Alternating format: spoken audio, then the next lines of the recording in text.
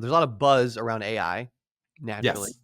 Yes. Where do you see voice? Because I'm getting a lot of questions about this, right? Voice-based AI. Where do you see that fitting in, like, say, the insurance sales process? Yeah, great question. So, voice AI is this really awesome new tech that carries a bunch of risk.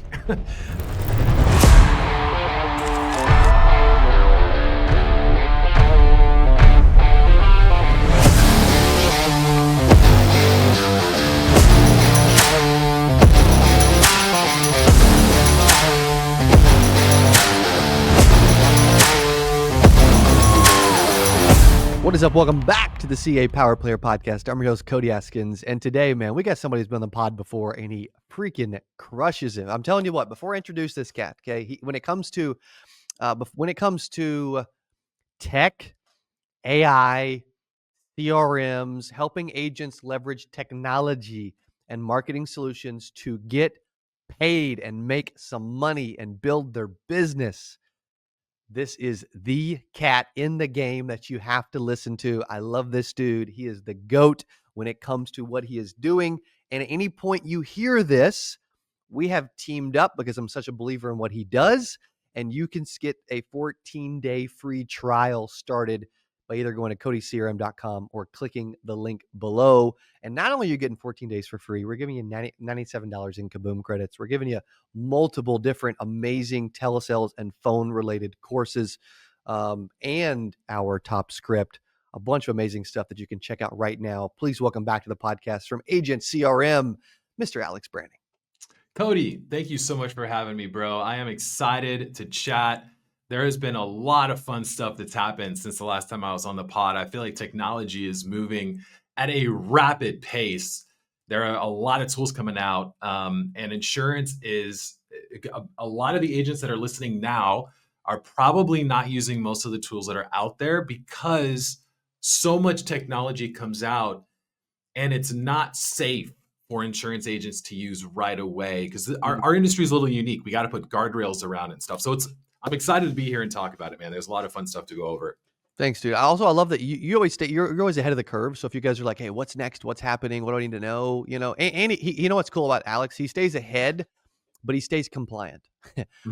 And I feel like everybody's like rolling stuff out and just like throwing against the wall before it's vetted and saying, oh, we do this, but may not be compliant. You may get sued, but boom, here you go. Yeah. You do not make decisions that way. So first of all, thank you. Yeah. Absolutely, man. Yeah. I was just about 10 days ago from the time that we're recording this, I had somebody reach out and they were like, man, like kind of getting in some trouble here. I used X, Y, and Z's AI tool, and man, it kind of went off the rails. Like, what advice do you have for me? I'm like, well, turn that off right away. Like, it's not built for insurance.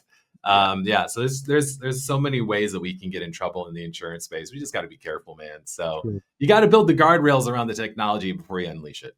Amen. And insurance, there's not a lot of other industries like that, man. So, interesting. Yeah. It's like the Wild West. Absolutely. E-commerce, real estate, things like that they invest heavily in tech, but they don't need guardrails. So like, if the AI says something a little wonky, not a lot of risk. Insurance, you say something a little off, quote a price, say, yes, this is included. Man, like it can really come back to haunt you. So you just gotta be careful.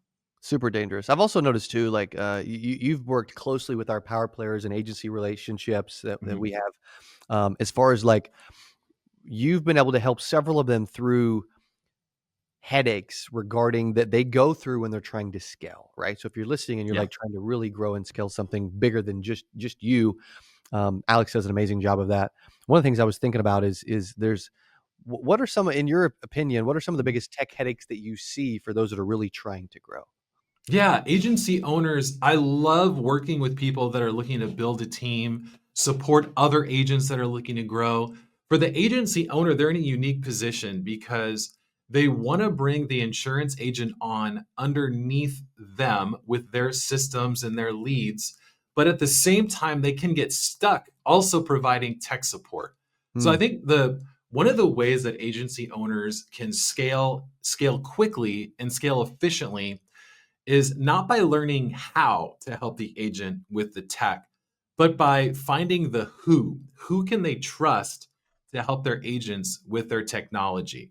So that's Yeah. where, Agent CRM likes to come in with agency owners, is saying, hey, show me your system, allow us to plug some gaps that we see in the system, and then we can duplicate it for the agents that come on under you, and then we take the burden of training them, getting them set up, making sure that all of their questions get answered in a timely manner.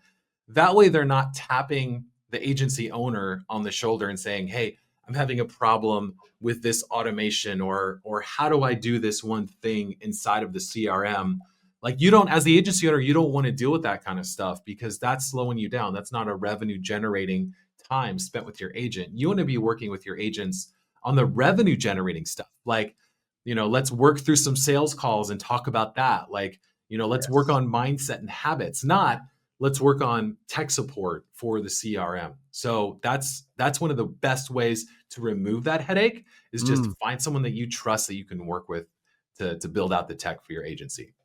Yeah, something else I see that's a headache for a lot of people is figuring like they're onboarding agents Hmm. regularly, but they're struggling with like how to make it simple and the process easier and more repeatable. What are some things that they could do to make that part of their business a little bit more efficient? Yeah, great question. So, really, it comes down to the process. What is the process that you have? When we talk to agency owners that are scaling, a lot of times they have we're going to build the plane on the way down Hmm. type of mentality of like, I'm going to bring an agent on because I know that I want to grow my team. I know I want to be able to walk alongside somebody as they start this new career. And I have a good system. Like, this is their mindset. Like, I have a good one. So I'll just kind of figure out how I'm going to onboard these new folks, and get them set up. But when it comes to onboarding, that's usually not something that the agency owner thinks through before they start actually onboarding, because they think, I'm just going to try to get them to use my system, but they're already at, step 30 of their Mhm. own system, right? But with going back to step 1, that's hard. Like, the brand new agent doesn't know how to use your system. They've never set foot in your platform before. They need to learn the platform, then learn your process, and then make it their own. So the That's way right. to get around all that is, going back to the who. Find someone who you trust that you can work alongside and say, all right, this is what I've got going on. I need you to like look at my system and figure out how to reverse engineer it from step 1, so that when I bring my new agents on board, you can train them, you can show them how to get working, and then you Mhm. can answer their questions about my setup, since you'll know it so well, and then help them personalize the system. Because it is important for each agent to have a system that they take ownership in. One of the ways that we see agents, kind of fail on the tech side, is they feel like they're using somebody else's tech. They feel like they're wearing somebody else's clothes, right? Mm. But for the agent to take ownership and actually use the technology that's going to be so important for them to grow and scale, they need it to feel like it's something that they have, that they're taking ownership in. But before you can take ownership, you've got to know how to use it. And so it comes down to having an onboarding process and an ongoing support process where the agent is taken care of, and where they feel like they can thrive as they grow. It's good, man. You don't want hand-me-down tech. You want your own That's it. items. You want your own clothing. Yep. Yep. You want your own closet. You want it to make sense, right? That's so good. Exactly, exactly. Because you need to know how to use it, right? It's like, you and I, as the business owners, Cody, we do have people that we know and trust to take care of a lot of this stuff. But, for us to feel confident in even delegating some of that, we That's at right. first need to know what our platform is capable of. And so we need to, as the agent, they need to know, what is my platform capable of, so that then they can unlock their own imagination for how to use technology to grow their business. So, it's that first process, that first 90 days of when an agent is getting onboarded with the tech and with the team. That's the most critical time when it comes to building out their own CRM platform, is Yeah. figuring out what's going on here. How do I use this? How do I make sure that I get started on the right foundation? It's a lot Mm. harder to go back in and clean up data and like set up processes after the fact. But if you get started on the right foot with your technology, then it's a lot easier to scale using technology. Amen. Yeah. Also, speaking of critical timing in regards to tech, I Mhm. am getting there's a lot of buzz around AI naturally. Yes. Where do you see voice? Because I'm getting a lot of questions about Mm. this, right? Voice based AI. Where do you see that fitting in, like, say, the insurance sales process? Yeah, great question. So, voice AI is this really awesome new tech that carries a bunch of risk. Because voice AI, uh, by default, by the legal definition, unless somebody has opted into voice AI, if you call them using voice AI, you are now doing what the now that I'm talking to you, I forget the name of the government body, but they call it a robocall. You can get in a bunch Yeah. of trouble for that. So um, with voice AI, the key with how to plug that in is to make sure that all of your opt-in forms, whether it's you're using Facebook leads or whatnot, say, hey, you may be called by voice AI, and I approve of that. But the second where I see voice AI fitting is in the client management, actually, in the servicing of the book of business. Having somebody on your team, a voice AI assistant, calling your current clients just to check in, I see voice AI being super powerful for that. Um, I do and we're too. seeing that we actually use voice AI internally at AgentCRM for our servicing. And we have seen an incredible amount of our users not only embrace voice AI, but then once they hear, like, oh my God, Irene is an AI assistant, like now they want to put it into their own system. But in the long term, Cody, I honestly think that voice AI isn't going to have as big of an impact as many people say that it will. Mm, And the reason I think that is because a lot of everyone uses cell phones, right? We all take calls on our cell. A lot of the new cell phones by default are blocking numbers that are not in your contacts, right? And so there's going to be a lot of things that we do now that it's not going to work as effectively in a couple of years from now. And so we're building a lot towards voice AI, and a lot of the promise around voice AI is around outbound calling and revenue generating activity. That's what yeah. people are selling it for. And I do believe there's a space in it for that. But Mhm. I don't see voice AI being used as a sales tool very effectively over the next couple of years. I think it'll phase out pretty quickly. Because Interesting. a lot of the numbers that, like, I don't know about you, but like the calls that I get that are not on my contact list, they just go straight to voicemail. And that's Yeah. going to be the default for phones going forward. Is if it's not on your contact list, it just goes to voicemail. Absolutely. So it's good. It's not going to be as effective as people are hoping it would be. Yeah. Yeah. I see that too. And a lot of the excitement around voice AI, Mhm. really stems from an agent not wanting to make calls and trying to find Yeah. something else to do their job. If we're being honest, right? That's where Yeah. it Yeah. stems from. Mhm. Yeah, Absolutely, absolutely. And I love technology because it does allow me to delegate tasks to that's right. something else. But when it comes to actually selling, like closing the deal, like at the end of the day, that has to be a human agent on the phone. There's no way to get around that. Like the AI agent cannot close the deal for you. Voice AI will do a decent job of pre-qualifying people. It will do an okay job of reaching out, trying to schedule appointments. Like we use that internally. It does a decent job, but it will not close the deal. I think you're going to see a lot of agents turn to voice AI for servicing their book. We're seeing that be a great use case. See that. I see voice AI being used really well and really effectively by Medicare and ACA agents, especially during like the enrollment periods of time. Because Mm, if people call them and they're like, I have questions, I need to get on the phone, like voice AI can actually fill out a scope of appointment. And voice AI can schedule an appointment, which is amazing. And so that's going to be great when you're handling a bunch of clients all at once. But if you're listening right now, you're an insurance agent and you're excited about voice AI to do outbound and close deals for you or set appointments for you for new leads, I wouldn't look at voice AI as that solution. I would look at text-based AI for that solution because text messages are still yeah. read 98% of the time. And so if you have a good text-based AI assistant working for you, you're going to get a lot more juice out of that than you would out of an outbound voice AI assistant. Yeah. So let's just say that an agency was Mhm. adding a voice AI system. Yes. Um, for it to be helpful, what would it need to do well, in your opinion? Mhm. Handle the inbound calls so it can take all of the servicing or a lot of the servicing off of a person. Like internally at Agent CRM, we had two people, basically full-time employees, handling inbound phone calls. And now we have an AI assistant that handles our inbound AI. So those two people are now freed up to do other support based tasks for us.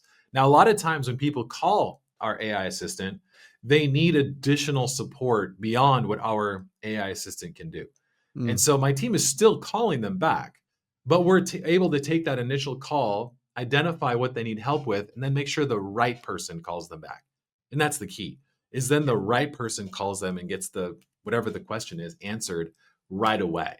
And so before we'd have a person answering the phone call, hearing what they want, taking the message and hanging up, and then the right person would call them, right? And so for an insurance agency, you're going to get people calling, "Hey, I have a question about like, what this new policy could cover." Well, that goes to the sales team, right? And so mm, you can do a live transfer. Like we have a live transfer capabilities in our voice AI that we're using and that we're rolling out for insurance agencies.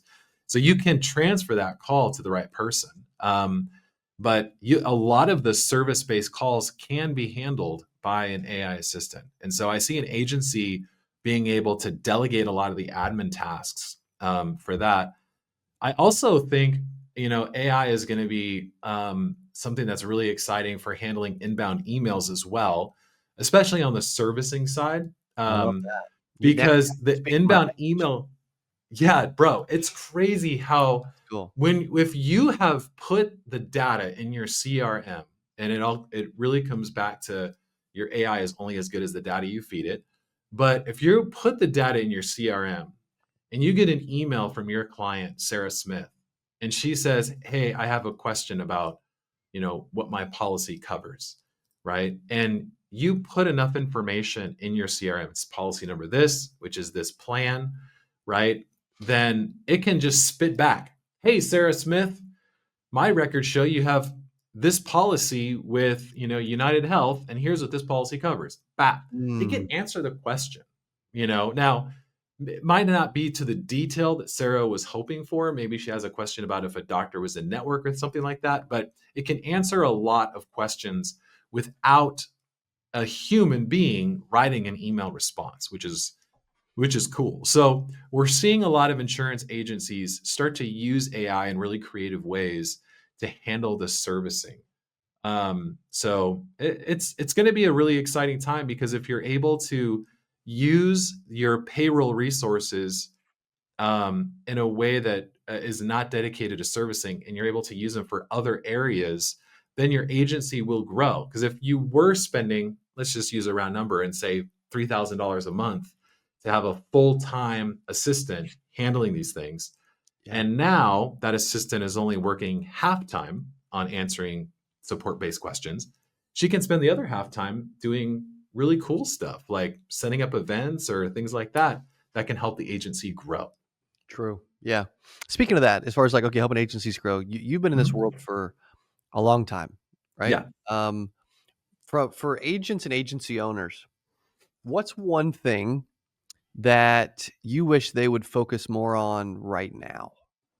Yeah. Um, I wish that an agency owner looking to grow a team would focus more on their lead generation Mm, than anything else.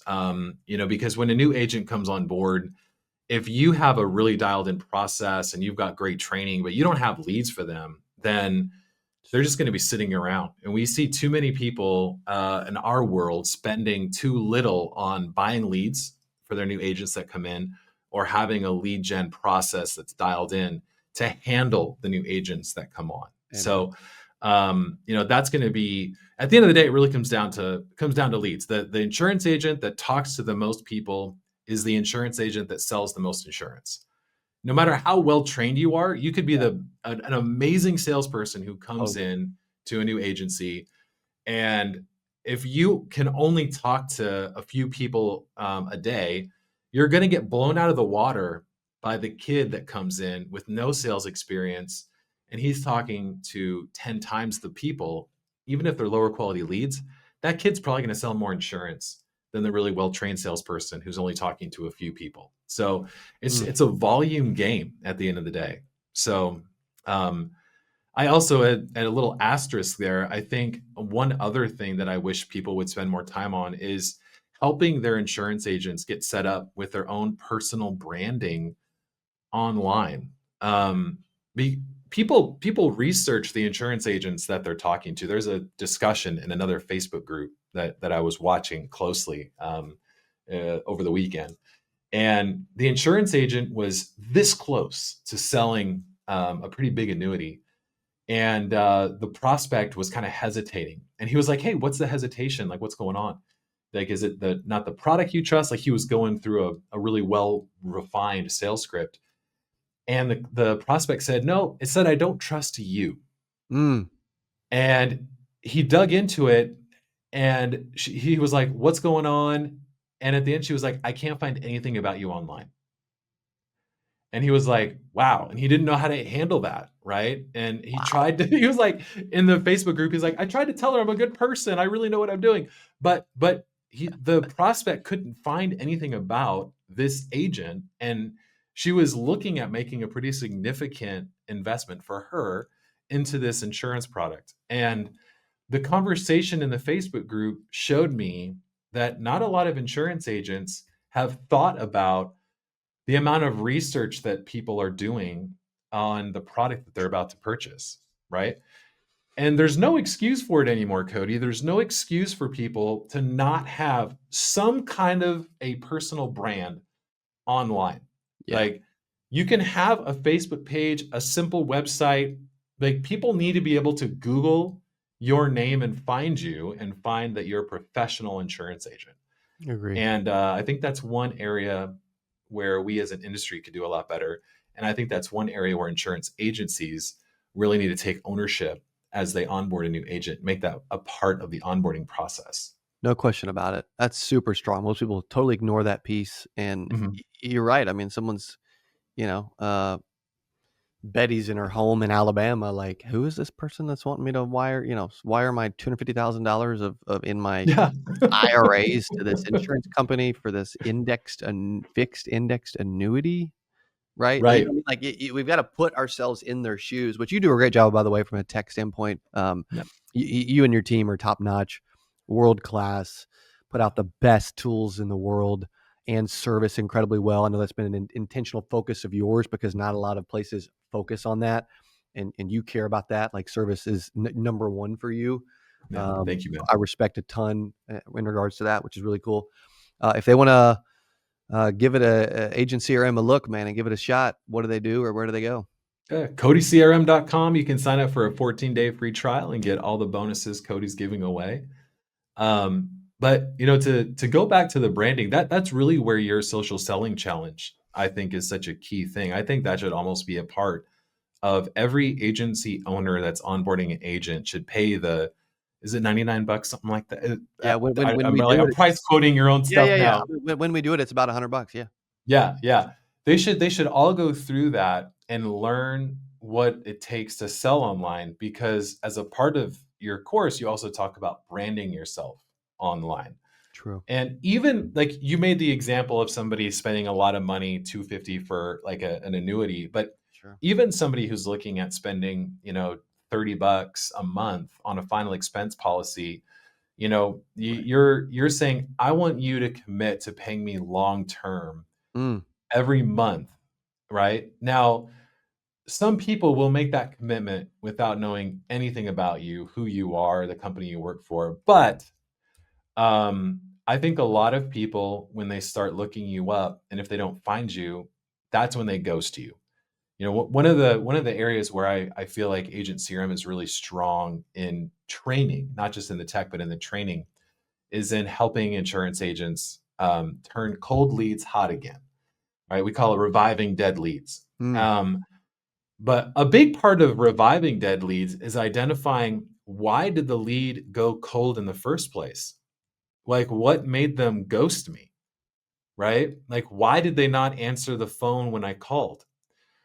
And unfortunately, for a lot of agents, they never get the answer, right? They don't get someone filling out a survey form. Here's why I didn't answer your phone call, right? Mm. But I can tell you that a lot of people don't answer your phone call after filling out a Facebook form because they did a quick Google search on you and you're nowhere to be found.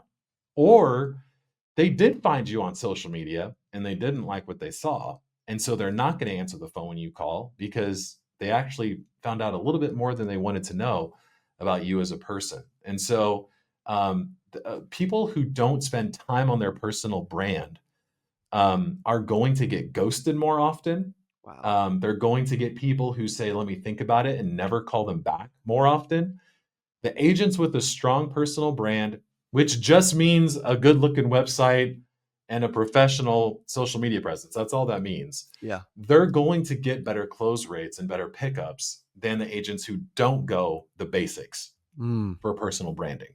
Because we live in a world where people are a little bit more weary about, they're happy to fill out forms on Facebook, but they're a little weary about committing long term to someone that they've never met and that they can't find any information about, Yeah. which honestly just kind of makes sense from a consumer standpoint. Like, if I don't know you and I can't find anything about you, why am I sending you money? Right. So the agent has to think about these things. And too often we don't, Cody. Too often the agent just doesn't put the small amount of time into branding themselves. And it shows up in hidden ways of, more people are ghosting me than the agent sitting next to me who's got a nice Facebook page. More people don't pick up my phone calls than the other agent at the other end of the line who's got a decent looking website. Mm-hmm. Like, they're getting more people picking up their calls than I am. It's not your leads, bro. It's the fact that you haven't taken a few minutes to set up your online presence in a professional way. Amen. That's so good. We could spend days on that because that is Yeah. so important and rarely discussed, right? Rarely Yeah. talked about, really taught. Um, Yeah. I That should love be, honestly, that should be something. Sorry, I'm gonna like get on a soapbox real quick. Like, if before you call back Kaboom leads and say the leads are bad, do a quick self grading and Yeah. look at your personal brand online. Mm. I want you to Google yourself, like whoever you are right now, Google yourself and see what comes up. And if you can't find anything about you, I want you to put yourself in the consumer's like seat and say, if I had this agent call me and I just Googled them to make sure they were legit, would I call them back? Would I answer the phone the next time they called? If Mm. the answer is no, then you need to do something about that. Yeah. There's your problem. Yeah. Mhm. Dude, thanks for all you do for all of our relationships and our business. And I'm excited to see you on stage again at 8%. And Let's go. 8%, baby. If you're not there, you're going to be missing out. I'm excited to see everyone there. yeah, we're about to hit a record. We need you guys' help and support. If you haven't got a ticket yet, make sure you do that. You can come hang with Alex and I and a bunch of amazing industry people. Dude, thanks for what you're doing. Thanks for partnering with us and allowed us to partner with you on Agent CRM through CodyCRM.com. And thanks for being back on the podcast. Absolutely, man. Thank you for having me. Thanks, Cody. I'll see you in Thank you, Texas. buddy. Yes, sir. Okay. Also appreciate you guys, man, hanging and listening. What stood out that you're like, man, I'm missing out on that. I got to be doing that. Well, I can tell you one of the things is the tool of Agent CRM. You can get a 14-day free trial and 3 amazing bonuses at CodyCRM.com. We look forward to hanging out with you more, seeing you more, and helping you win more. Have an amazing rest of your day.